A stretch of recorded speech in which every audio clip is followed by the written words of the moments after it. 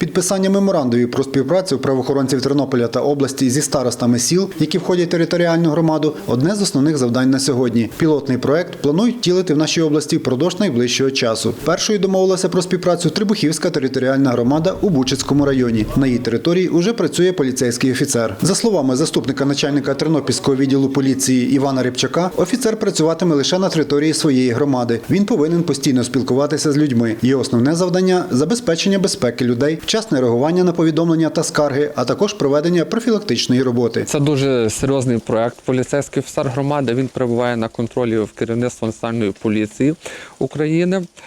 Кандидати на майбутніх поліцейських офіцерів громади проходять відбір. Вони повинні відповідати всім якостям та критеріям, які вимагає проект.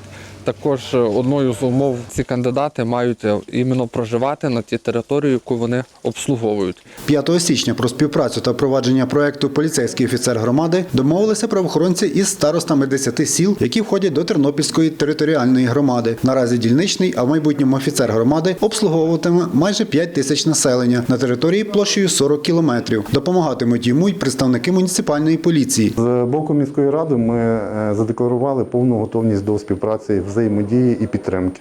На сьогоднішній день в селі Іванківці вже фактично сформовані умови для роботи таких представників поліції, створена станція поліцейська.